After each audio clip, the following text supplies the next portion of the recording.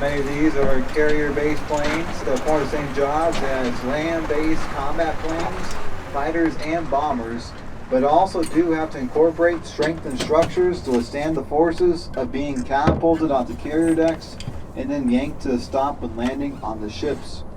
Now, taking off and landing on the ships is one of the most difficult jobs an aviator can have, as the runway is only 500 feet long and there's only 4 cables stretched across it to catch hook onto the bottom of the aircraft. And then you add the fact the runway is moving away from you at 35 miles per hour and bouncing up and down as much as 30 feet at a time. These have been in service since the early 1980s, and later versions are expected to remain in use for the foreseeable future. And this one in particular flew with the U.S. Navy's Blue Angels Aero Bag Team for several years before being retired in the year 2013.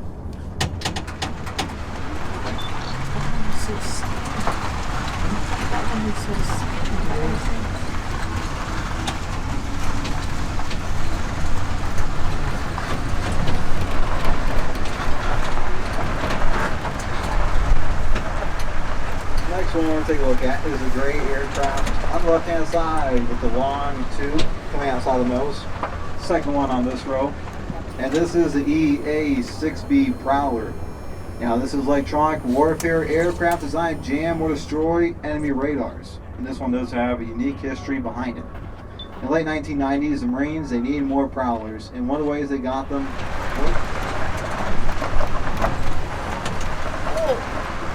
the 2-seat trainer version of Great Britain's first jet fighter.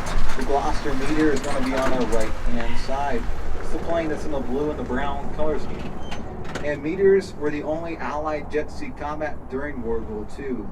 And the 2-seat trainer, like this one right here, was introduced after World War II in 1948. And over 700 trainers ended up being built for Great Britain and 7 foreign militaries. Now today there are still 2 Meteor trainers in use with the Martin Baker Company to test ejection seats.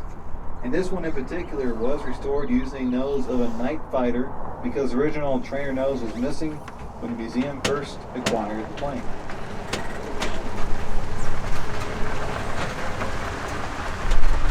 Now as I drive by, on the right you see many museums' other trainers.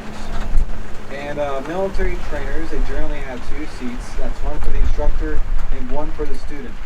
And pilots, they're first instructed in the basics of the science of flight, like how to take off, land, and control a plane in the air, as this will often be conducted in a smaller propeller-driven aircraft. Then once the basics are mastered, pilots can move up to more sophisticated, faster, and often jet-powered aircraft. And at this stage, they begin to learn the basics of high-speed flight and aerial combat. And the next one we'll be taking a look at on our tour is on the right. This one is the Seppicat Jaguar, the light-colored pink plane on our right-hand side. Now, this was originally intended as a 2-seat supersonic jet trainer in a light attack aircraft. But in the end, though, the Jaguar was designed as a single-seat interceptor with nuclear capability. Now, these entered service the French Air Force and the British Royal Air Force in the early 1970s. And this one right here did fly with the British Royal Air Force during the first Gulf War. And then also in the corner, we do see the gigantic aircraft, and that's our P-36, in which we'll be discussing later in our tour.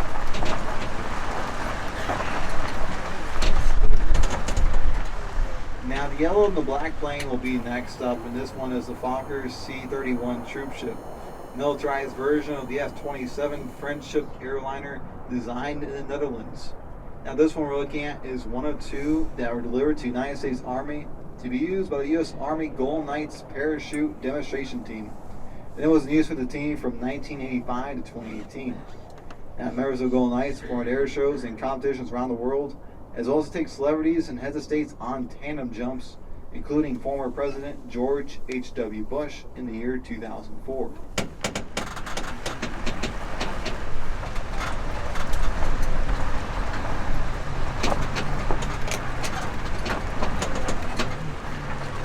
Alrighty, so next up we're going to have our VIP transports. And these are used to provide transportation to high-ranking military officers and government officials. And these are generally commercial airliners that have been fitted with modified executive seating. Now first, I want to take a look at right here on the right-hand side is the triple-tailed Lockheed DC-121 Constellation. And this plane right here was used by General Dwight Eisenhower, who was commander of Allied forces in Europe after World War II. Also, his name Columbine after the state flower of Colorado, and you can still see the flower represented towards the nose of the aircraft today.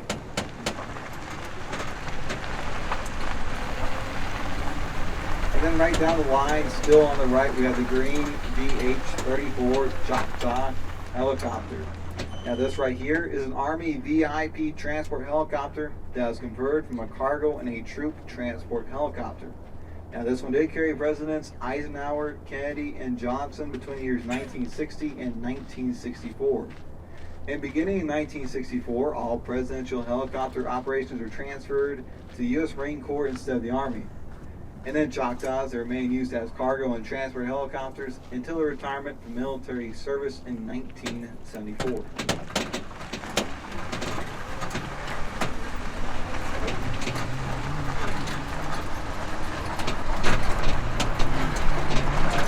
Air Force One, meaning both of these planes have been used to carry United States presidents.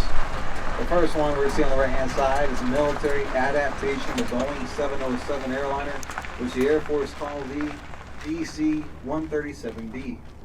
Now this plane was introduced to the presidential aircraft fleet in 1959 as the second of 5 DC-137s to serve the executive branch. And during most of its life, it was used to carry large groups of VIPs, but did carry President Kennedy on occasion. And then in 1981, this plane was used to bring the 52 American hostages held in an embassy in Iran back to the United States after their release. And then on this occasion, the aircraft used the call sign Freedom 1. And then the call sign was used again in 1991 when the plane was used to carry American prisoners of war back from Iraq at the end of the Gulf War. And then also before its retirement, it did serve as Air Force 2, carrying Vice President Al Gore.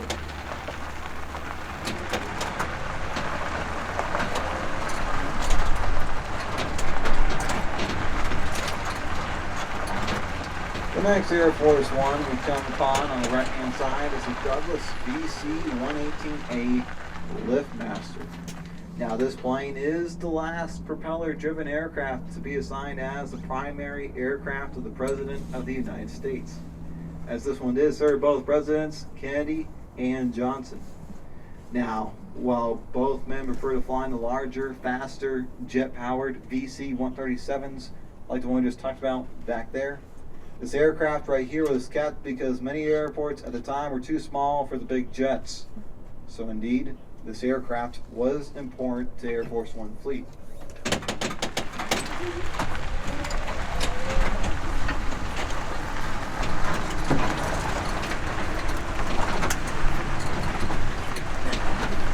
On the right-hand side, coming up, we have two later versions of the F-86 Sabre, the United States' first swept-wing fighter jet put into production during the Korean War to compete with the Soviet-designed MiG-15. Now the H version on our right with the black and yellow tail markings, it features a larger fuselage and an updated weaponry. It's also the last non-radar equipped Sabre to be put into service. And then next to it we do have the L version. which was the radar-equipped interceptor version of the Sabre. If you compare it to one center shape of the nose, which accommodates the radar equipment. And on the left, I will say we do have the 390th Memorial Museum, the World War II B-17 Flying Fortress, as well as artifacts from the 390th Bomb Group. And y'all get in for free, so admission is free for all visitors here, so definitely go check it out during sometime during your visit here if y'all already have it. Very nice display inside, very interesting artifacts. Definitely go check it out.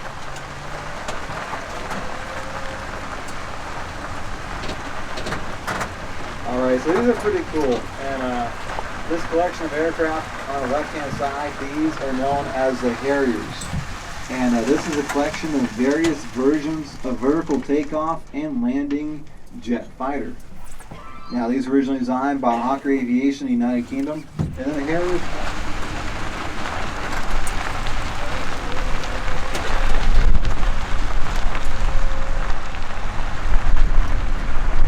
Approaching up next on our road coming here, we see the USAF supersonic jet fighters. And the introduction of jet engines at the end of World War II brought the quest for ever faster speeds to the forefront of fighter airplane development in the 1950s and the 1960s. As a military, they de-emphasized maneuverability of the dogfight era, and they emphasized long-range missiles for air-to-air combat. Now, excellent examples of this line of philosophy are the two light gray colored aircraft on the right-hand side. We have the F-102 Delta Dagger with red markings on the tail, and then next to it we have the F-106 Delta Dart with yellow tail markings. And both these aircraft are designed as high-speed interceptors. The plane's triangular or the delta-shaped wings are very efficient at high speeds, make it significantly less maneuverable than airplanes with other wing types. And then the mission for these planes was to fly out at supersonic speeds to intercept enemy bombers before they could reach the coast of the United States. And if we go to the left, we have another one, and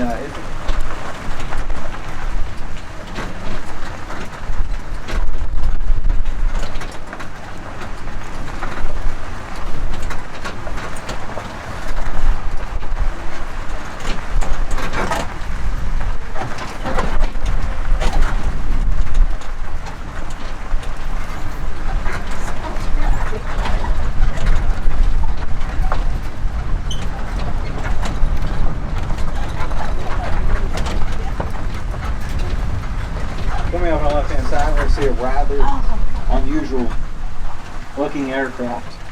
And this one is a Bud RB-1 Conestoga. It is built on the right-hand side. We do have light civil aircraft from the 1930s, 40s, and 50s. As airplanes, here we see, were built and designed to provide transportation for individuals. Now, many of these planes were sold as kits that pilots would then build themselves in their own backyards. And then the military also used these as small transport aircraft for pilots who've been assigned to non-flying duties to help keep up with their flight skills.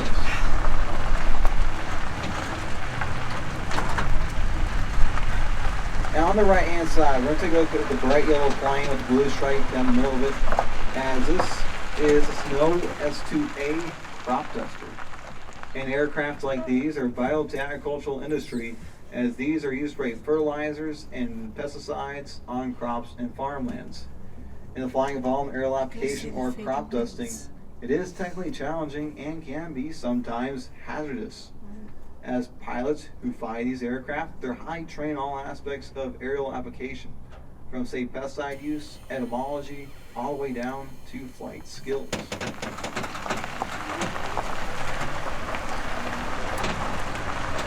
Which will lead us to the next one.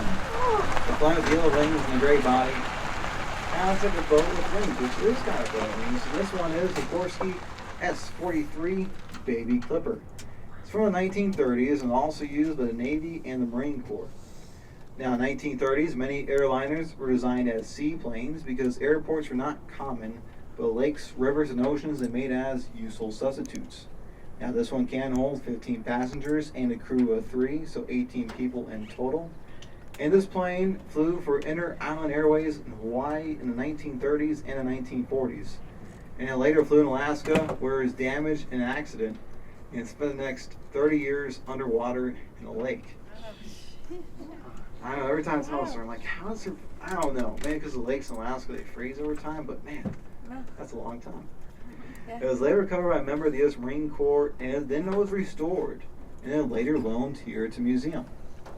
So yeah, from being 30 years underwater to now in the desert. It's seen some things, and man, Yeah, it's beautiful. one of the coolest stories, I think, by far, at the museum. Now, after World War II, we see next generation airliners take shape in the form of the Constellation Connie, due to nearly built airports during World War II. And the Connie is a silver plane on the right with the words Trans World Airlines with a TWA in red. Now, it was one of the first long-range civilian airliners to go into service after the war. And this one right here is the 10th Connie to be made. Now, it's the oldest one left in the world now. And it flew briefly with the U.S. Army Air Forces in 1946, and then was returned to Lockheed and resold to Trans World Airlines, where it then flew from 1947 to 1961. That was the Boeing 787 Dreamliner, one of the new airliners from Boeing. Now, this one is the first jet airliner not constructed of aluminum. Instead, it is nearly 8% carbon fiber composites. Now, along with new advances in engines and wing shape, make one of the most fuel-efficient and cost-effective jet airliners to be made. Now, this one in particular is the second one to be produced, as it is a prototype and was used in the testing and certification process, which lasted from late 2009 until 2011. Also does carry the markings of All Nippon Airlines, which was the first airline company to buy the new aircraft. And this one can hold 242 passengers and a crew of 8 people. If we take a look to the right hand side, we see the Super Guppy. This is the one that's with the inflated fuselage, kind of looks like a blimp. Now, this right here was built by combining parts from a 377 airliner and Air Force C-97 for NASA in the 1960s. And this is the first Guppy out of 5 to be built. Now, these are used to carry sections of rockets, the Apollo space capsules, the moon landers, and even whole other airplanes. As the last cargo this one carried right before it was retired was the Hubble Space Telescope. Now, the Super Guppy is used by NASA until 1991. Was retired in favor of new, y'all guessed it, new Super Guppies. So Super Guppy continues to live on to this day.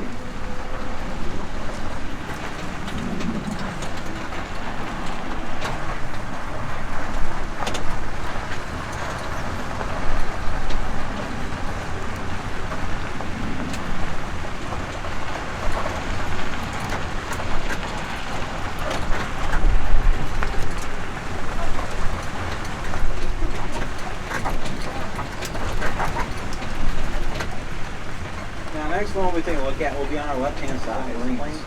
And since World War II, the primary method of detecting approaching aircraft has been radar. Because radar only works in line of sight, the higher up the antenna is, the farther it can see. Coming up on the right-hand side, we see a plane developed for Great Britain to carry radar antennas. We also see this. We also can see the large radome underneath the nose of the aircraft that houses this radar. And this dark gray plane is the Avro Shackleton. Now, what makes it also unique is because of the use of contra-rotating propellers in which two propellers in line with each other turn in opposite directions. Now, it makes propellers more efficient, provides more power, rather than having one single propeller.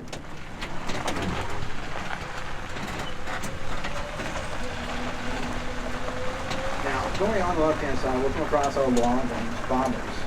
And I will give a brief history. Long-range strategic bombing was first developed during World War II. Okay, so up next we have the B-52 Stratofortress Valkyrie painted.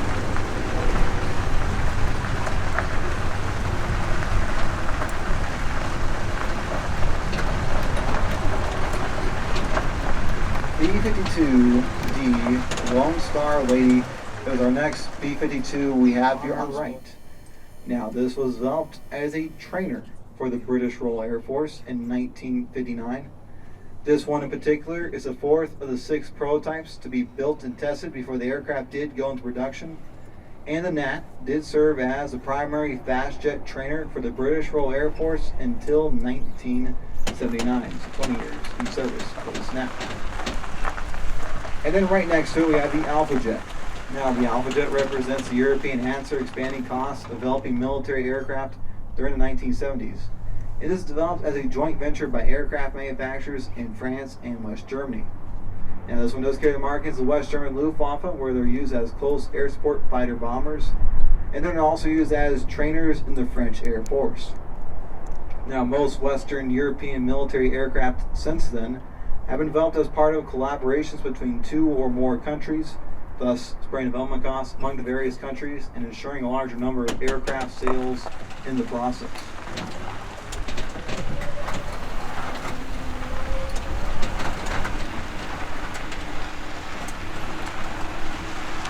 On the right hand side, coming up, we're going to see our Soviet design jet fighters.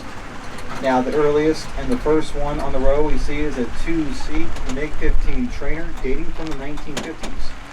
And going up the row, the latest and the last one, which I'll let you all know when we get to it also, is a MiG-29 Interceptor introduced in the late 1980s. Now all these aircraft were designed in the Soviet Union, but many examples here are actually built in other countries such as China and Poland. And here is the MiG-29 Interceptor, the latest and last one, introduced in the late 1980s.